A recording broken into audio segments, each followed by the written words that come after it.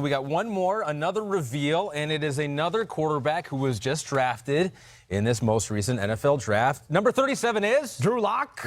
Missouri. Denver Broncos? Yes. Yep. I mean, hey, listen, I thought he was better than Dwayne Haskins coming out of the draft. I thought it was very close. So, yeah, I've ranked him slightly above a Dwayne Haskins. Now listen, Drew Locke, another guy, I don't expect him to play at all this year. I think it's going to be Joe Flacco's job. I think Joe Flacco has still got enough talent there to hold a guy like Drew Locke off. And they want it to be Joe Flacco. And they want it to be Joe Flacco. Exactly yeah. right. They're paying him $20-something million.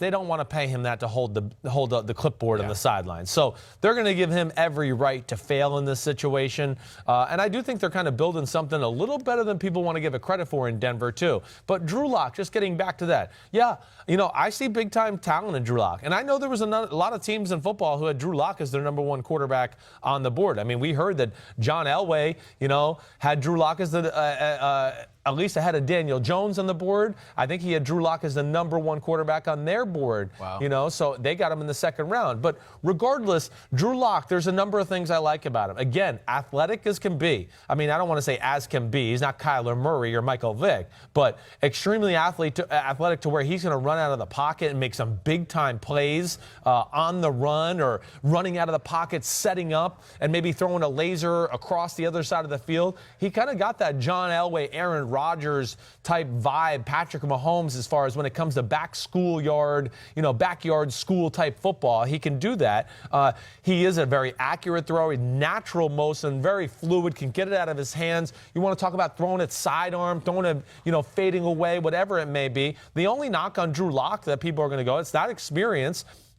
Really, the knock on him is going to be last year he had some questionable decisions at times where he threw some dumb interceptions. Now, their offense was not very good last year, and they were coached like crap, too. There's just nothing else I can say. It was one of the most unimpressive offenses I saw. So that didn't help him out. When he was coached a little bit better the year before, he led college football in touchdown passes. I think he threw for 42 touchdown passes and 10 interceptions. So coaching does matter. The talent of your team does matter. And they were in the SEC, where they weren't the most talented team in the SEC. He had to push the envelope on a weekly basis if they wanted to win football games. So, some of the knocks about him coming out in the draft, I think, are not fair all the way, but I think Drew Locke's got big-time talent. I got to pick up my pen. 4-year starter, over 12,000 yards, 99 touchdowns, career completion percentage of 56.9%. That's lower than you would probably like, so accuracy concerns. Well, there. yeah, I don't have accurate concerns. It could be the offense. It could, exactly right. I went through this, again, if he threw the amount of screens Kyler Murray did at Oklahoma, it would be a lot closer in completion percent. And that's not a knock on Kyler Murray. I'm just saying, I had this same argument with Baker Mayfield and Josh Allen the year before because I broke it down, and Baker Mayfield threw 69% and Josh Allen threw at 56%. And I went down and broke down screens from every one of their games in their college year. Baker Mayfield got to throw somewhere between 9 and 11 screens every game. Josh Allen got to throw 1 and 3. Yeah. If you just took those completions there, their completion percentage was going to be like the exact same. So sometimes that's where completion percentage gets a little bit more made of a big deal. It's about the offense and sometimes what the offensive coordinator's delivering that's easy for the quarterback, too. I think it was for the first time when you talked to him on this podcast, he revealed that John Elway had talked to him. He had been in contact with John Elway. Yes. And that he really enjoyed that meeting and that John Elway was very high on him. So what do we think? John Elway got his quarterback. He was ranked number 1 on his board. Right.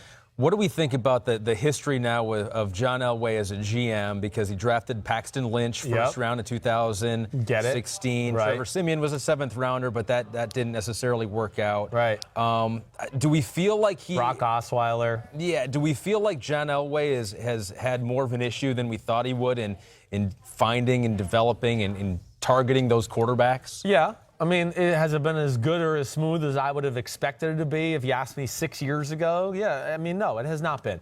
First of all, John Elway does get some credit for bringing Peyton Manning into town. Absolutely. He had the vision to go, wait, we went to the playoffs the year before with Tim Tebow, and that was a great story, and we went to the divisional round, but we got absolutely annihilated by the New England Patriots in that divisional round, to where he looked at it and he said, there's no way this team can go any farther. We maxed it out with Tim Tebow. Yeah. We pulled off 9 miracles and pulled 7 rabbits out of our ass this year to go to the playoffs. But that's what Tim Tebow does. He could have done that for his whole career. Yeah, right, sure. But that, to me, took a lot of guts to make that move, to go, Because, hey, we're talking about a guy with like Mike McCagnon with the Jets, where I wanted to go, he had a year like that with Ryan Fitzpatrick, where they pulled like 9 rabbits out of their ass, where you make the next move, go to the next guy. And then it didn't work out with, Ryan Fitzpatrick. This is the same type of thing.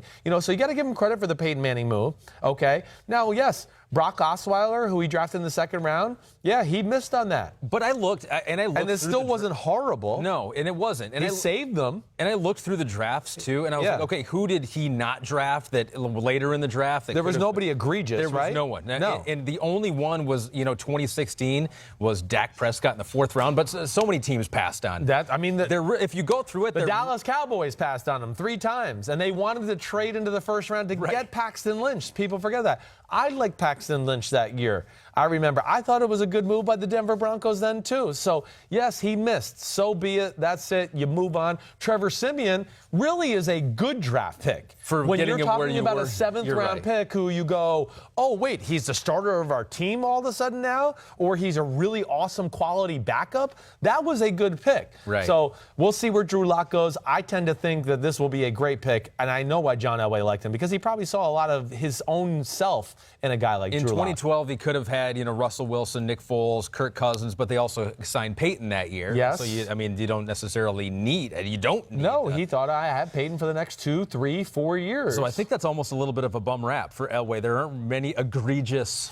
You're right. It's not as bad as the media tries to make it out to be all the time. No, because he's not drafting in the top 5. No. It wasn't like he had a chance at the top 5 quarterbacks. No, and if we're going to bag on the quarterbacks, then we got to start talking about the other positive things he did when he, gets in Aqib Talib in town and gets DeMarcus Ware to be a defense end in free agency, and all the other moves he made that way. T.J. Ward to set up what we saw as one of the greatest defenses in the history of football in the 2015 season. So, people are quick to bag on John Elway a little bit because he's an all-time great quarterback, and nobody wants to give him credit for being a good GM and a quarterback. We like to bash on quarterbacks. Yeah, we do. Hi, I'm Mike Tirico, and thanks for watching. Make sure to hit subscribe for the latest news and highlights from NBC Sports.